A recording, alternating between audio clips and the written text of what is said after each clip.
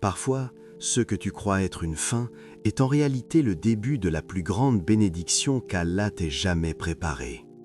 Tu te sens bloqué, tes bois semblent sans réponse, les portes se ferment l'une après l'autre et tu te demandes « Pourquoi moi ?» Mais ce que tu ignores, c'est qu'Allah ne ferme jamais une porte sans en préparer une meilleure. Le prophète sallallahu alayhi wa sallam a dit « L'affaire du croyant est étonnante. Tout ce qui lui arrive est un bien pour lui. » Muslim. Aujourd'hui, je vais te révéler 10 signes que tu vis peut-être en ce moment même sans le savoir. Des signes qu'Allah est en train de préparer quelque chose de grand pour toi. Tu perds ton travail un lundi, le mercredi ta santé vacille, le vendredi quelqu'un que tu aimais te tourne le dos et tu restes là, le souffle coupé, à te demander « Qu'est-ce que j'ai fait pour mériter ça ?» Ton cerveau bascule en mode survie. Il ne comprend pas. Il cherche une logique, une raison, un coupable. Alors il te murmure « C'est toi le problème, tu n'es pas assez fort, pas assez bien ». Cette voix te convainc que tu es maudit, que le monde t'a abandonné. Mais c'est un mensonge. Parce qu'Allah, lui, dit quelque chose de totalement différent. Allah n'impose à aucune âme une charge supérieure à sa capacité. Sourate Al-Baqarah 2, 286. Regarde Ibrahim alayhi salam, on l'a jeté dans un feu ardent. Regarde Youssouf alayhi salam, ses propres frères l'ont trahi, abandonné dans un puits sombre, vendu comme esclave. Regarde Ayoub alayhi salam, il a tout perdu, sa santé, ses enfants, ses biens, pourtant aucun d'eux n'a été puni. Ils étaient préparés. Les épreuves ne descendent pas pour te briser, elles descendent pour te forger. Comme l'or qui traverse le feu pour devenir pur, comme le diamant qui naît sous une pression insoutenable. Allah ne gaspille jamais la douleur de ses serviteurs. Chaque larme a un sens, chaque nuit blanche construit quelque chose en toi que le confort n'aurait jamais pu créer. Un homme perd tout, son emploi disparaît, sa santé s'effondre, les gens qu'il croyait proches s'éloignent en silence. Pendant 3 ans, il survit à peine, se demandant si Dieu l'a oublié. Puis un jour, une idée germe, une entreprise naît, et cette entreprise devient une lumière pour des milliers de personnes qui traversent exactement ce qu'il a traversé. Ce qu'il croyait être sa fin était en réalité le début de sa mission. La douleur d'aujourd'hui sculpte la victoire de demain. Il y a ce vide, tu ne sais pas d'où il vient, mais il est là, persistant, lourd. Tu essaies de le remplir avec des distractions, des écrans, des voix, du bruit. Mais rien ne fonctionne. Plus tu remplis, plus le vide grandit. Alors ton âme se met à chercher, pas avec ta tête, avec ton cœur. Elle cherche un ancrage, une vérité, quelque chose de solide dans un monde qui s'effrite. Et ce n'est pas de la faiblesse, c'est l'appel le plus puissant que tu puisses ressentir. C'est ton âme qui reconnaît qu'elle a besoin de son Créateur. N'est-ce point par l'évocation d'Allah que se tranquillisent les cœurs? Sourate Al-Ra'd 13, 28. Écoute bien ces mots. Pas par l'argent, pas par le succès, pas par l'amour des gens, seulement par Allah. Ton cœur peut traverser 1000 victoires et rester vide, mais une seule prosternation sincère peut le remplir entièrement. Cette soif que tu ressens, ce manque insupportable, ce n'est pas le hasard. C'est Allah qui creuse un espace en toi, un espace que rien d'autre que lui ne pourra jamais combler. Le prophète sallallahu alayhi wa sallam a dit « Quand Allah aime un serviteur, il l'éprouve » Tirmidhi. Et parfois l'épreuve, ce n'est pas la douleur physique, c'est ce vide spirituel qui te force à lever les mains vers le ciel. Une jeune femme voit sa vie s'écrouler après une rupture. Elle pleure pendant des nuits entières, incapable de comprendre. Puis un soir, elle ouvre le Coran, juste pour essayer. Une sourate entre en elle comme une lumière. Les mots parlent directement à son cœur brisé. Elle commence à prier Tahajjud, seule dans le silence de la nuit. 6 mois plus tard, elle rencontre un homme qu'Allah lui destinait vraiment. Pas celui qu'elle voulait, celui dont elle avait besoin. Quand ton cœur a soif d'Allah, c'est qu'Allah a soif de toi. Une porte, puis 2, puis 3. Toutes claquent devant toi, l'une après l'autre. Tu frappes, tu supplies, tu insistes. Rien. Le silence, le refus. Et cette voix toxique dans ta tête qui te chuchote, tu vois, tu n'es pas assez bon. Tu ne mérites pas. Le rejet te brûle de l'intérieur. Ton ego saigne. Tu te compares aux autres qui réussissent là où toi, tu échoues. Tu te demandes ce qui cloche chez toi. Mais ton esprit, aussi brillant soit-il, ne voit que l'instant présent. Il ne voit pas le tableau complet. Il ne voit pas que parfois un non aujourd'hui est un oui déguisé pour demain. Le prophète sallallahu alayhi wa sallam nous enseigne quelque chose de profond. Si Allah veut du bien à son serviteur, il accélère sa punition dans ce monde. Tirmidhi. Mais il y a plus, il y a une sagesse cachée derrière chaque refus, la protection. Allah te protège de ce que tu ne vois pas. Cette université que tu voulais tant, peut-être qu'elle t'aurait éloigné de ta foi. Ce travail que tu as raté, peut-être qu'il t'aurait détruit mentalement. Cette personne qui t'a quitté, peut-être qu'elle aurait brisé ton cœur encore plus profondément si elle était restée. Chaque nom qu'Allah te donne est une miséricorde que tu ne comprends pas encore. Il te ferme une porte parce qu'il en a une meilleure pour toi. Mais tu dois lui faire confiance, même quand ça fait mal, même quand tu ne comprends pas. Les messages se font rares, les appels cessent, les gens que tu croyais proches deviennent des ombres lointaines.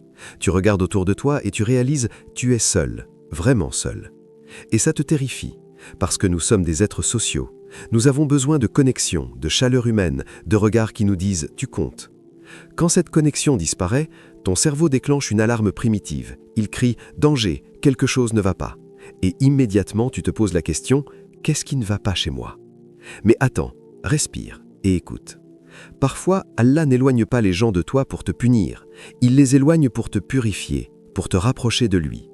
Pense à Youssouf alayhi salam, arraché à son père bien-aimé, trahi par ses propres frères, jeté dans un puits obscur, vendu comme esclave, emprisonné injustement pendant des années, oublié par celui qui l'avait aidé. Seul, complètement seul. Mais regarde où cette solitude l'a mené. Au sommet, ministre d'Égypte, sauveur de nations. Sa solitude n'était pas une malédiction, c'était une préparation. Allah dit « Et il est avec vous où que vous soyez » Sourate Al-Hadid 57, 4. Même quand tu te sens invisible aux yeux du monde, Allah te voit. Même quand personne ne répond à tes messages, Allah écoute chaque battement de ton cœur. Tu n'es jamais vraiment seul. Cette solitude que tu vis, c'est un nettoyage. Allah retire de ta vie ceux qui n'étaient pas destinés à ton élévation, ceux qui auraient freiné ta croissance, ceux qui auraient trahi ta confiance. Il fait de la place pour de meilleures personnes, pour de vraies connexions, pour lui.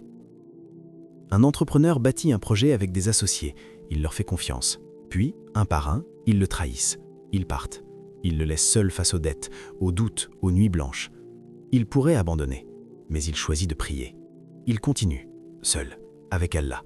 Et Allah lui envoie des partenaires sincères, honnêtes, alignés avec sa vision. Son entreprise explose. Et il comprend enfin, Allah ne l'avait pas abandonné. Il l'avait protégé. Ta solitude est le silence avant la victoire. Un jeune homme rêve d'une université prestigieuse. Il y met tout son cœur. Le jour des résultats, refusé. Il s'effondre. Il se sent nul, raté, invisible. Par défaut, il s'inscrit ailleurs. Là-bas, il croise un professeur qui voit son potentiel. Ce professeur devient son mentor. Il découvre une passion qu'il n'aurait jamais explorée dans l'autre université. Il excelle. Il devient leader dans son domaine. 10 ans plus tard, il regarde en arrière et murmure « Si j'avais été accepté là-bas, je ne serais jamais devenu qui je suis aujourd'hui. » Chaque porte fermée est une redirection divine. Tu lèves les mains, tu pleures, tu supplies. « Ya Allah, s'il te plaît, 1 fois, 10 fois, 100 fois. » Les jours passent, les semaines, les mois, et rien, absolument rien ne change. Alors tu commences à douter. Est-ce qu'il m'entend vraiment? Est-ce que je compte pour lui? Ton cerveau cherche des résultats immédiats. Il veut des preuves, des signes visibles. Quand ils ne viennent pas, la frustration s'installe, puis le découragement, puis cette pensée empoisonnée. Peut-être que je ne mérite pas d'être exaucé. Mais arrête-toi là, parce que le prophète a dit quelque chose de crucial. L'invocation de tout serviteur est exaucée tant qu'il ne demande pas un péché ou une rupture de lien, et tant qu'il ne se montre pas impatient. On lui demanda « Qu'est-ce que l'impatience ?» Il répondait « Dire « J'ai invoqué et je ne vois aucune réponse. » Bukhari, Muslim. Tu vois, le problème n'est jamais qu'Allah ne répond pas. Le problème, c'est qu'on attend la réponse à notre manière. On veut ce qu'on veut quand on le veut. Mais Allah, lui, voit ce qu'on ne voit pas. Il répond toujours, de 3 façons. Soit il te donne exactement ce que tu demandes, soit il écarte de ta vie un mal équivalent, une catastrophe que tu n'as jamais vue venir parce qu'il l'a bloquée en silence, soit il stocke ta récompense pour le paradis, là où elle vaudra infiniment plus. Rien, absolument rien n'est perdu. Une mère prie, 5 ans, chaque nuit. Elle demanda à Allah de ramener son fils à l'islam. Il est perdu, distant, égaré. Elle pleure sur son tapis de prière. « Ya Allah, ramène-le-moi » Mais rien ne bouge.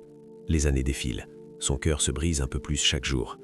Puis, un jour, après une épreuve douloureuse, son fils rentre à la maison, les yeux rougis, le cœur brisé. Et il murmure « Maman, apprends-moi à prier ». Toutes ces années, Allah écoutait. Il attendait juste le moment parfait, le moment où le cœur de ce fils serait prêt. Pas avant, pas après, exactement au bon moment. Le silence d'Allah n'est jamais un refus, c'est une préparation. Quelque chose change. Tu ne sais pas exactement quand, mais tu commences à remarquer ces petites choses, ces détails que tu aurais ignorés avant. Un message qui arrive pile au bon moment, un regard bienveillant d'un inconnu quand tu te sens invisible, une phrase dans un livre qui répond exactement à la question que tu te posais la nuit dernière. Ce n'est pas que le monde a changé, c'est toi. Quand tu traverses l'obscurité assez longtemps, tes yeux s'adaptent. Tu deviens hyper conscient de la moindre lueur. Ton cerveau, en mode survie, cherche désespérément des signes d'espoir, et il les trouve, partout.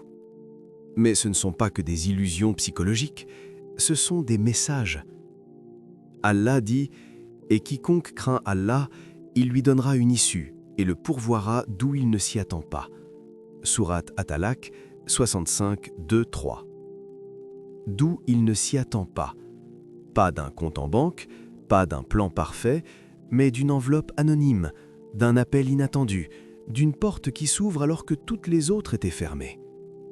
Ces petits miracles sont la façon dont Allah te murmure « Je suis là. Je n'ai jamais cessé d'être là. Je ne t'ai pas oublié. » Un homme est au bord de la faillite. Les dettes s'accumulent. Il a tout essayé. Rien ne fonctionne. Un matin, il trouve une enveloppe glissée sous sa porte. À l'intérieur, exactement le montant qu'il lui faut. Pas un centime de plus, pas un centime de moins. Aucun nom, aucune explication. Juste une miséricorde anonyme. Une femme malade cherche un spécialiste depuis des mois. Impossible de le joindre. Les listes d'attente sont pleines. Elle prie une nuit, épuisée. Le lendemain matin, son téléphone sonne. C'est lui, le médecin. Il appelle spontanément. Un rendez-vous s'est libéré. Comme par hasard. Sauf qu'il n'y a pas de hasard. Il n'y a qu'Allah qui orchestre, en silence, ce que ton œil ne voit pas. Les petits miracles annoncent les grands. Au début, tu te bats, tu t'agites, tu essaies de forcer les choses, de contrôler chaque variable, de manipuler le résultat. Tes mains sont crispées, ton esprit est en guerre. Pourquoi ça ne marche pas? Pourquoi maintenant? Pourquoi pas moi? Puis, sans même t'en rendre compte, quelque chose se dénoue à l'intérieur. Tu cesses de te battre contre le courant, pas parce que tu as abandonné, mais parce que tu as compris. Ton esprit, enfin mature, saisit une vérité que ton ego refusait d'accepter. Il y a un plan plus grand, plus sage, plus parfait que tout ce que tu aurais pu orchestrer. Ce n'est pas de la résignation, c'est de la confiance. Allah dit « Ô vous qui croyez, cherchez secours dans la patience et la salate. Allah est avec les endurants. » Sourate Al-Baqarah 2, 153. Avec les endurants, pas avec ceux qui crient, pas avec ceux qui paniquent, avec ceux qui restent debout, calmes, même quand tout s'effondre autour d'eux. Le prophète sallallahu alayhi wa sallam a dit « La patience, c'est au premier choc. » Bukhari, Muslim. N'importe qui peut garder le calme quand tout va bien, mais la vraie patience, c'est celle qui transforme la douleur en sérénité, celle qui te fait dire « Alhamdulillah » même quand tu ne comprends pas, même quand ça fait mal, même quand tu attends depuis des années. Cette patience-là, c'est un don, un cadeau qu'Allah offre à ceux qu'il prépare pour de grandes responsabilités. Parce que les leaders ne sont pas formés dans le confort, ils sont sculptés dans l'attente. Les petits miracles annoncent les grands. Au début, tu te bats, tu t'agites, tu essaies de forcer les choses, de contrôler chaque variable, de manipuler le résultat. Tes mains sont crispées, ton esprit est en guerre. Pourquoi ça ne marche pas? Pourquoi maintenant? Pourquoi pas moi?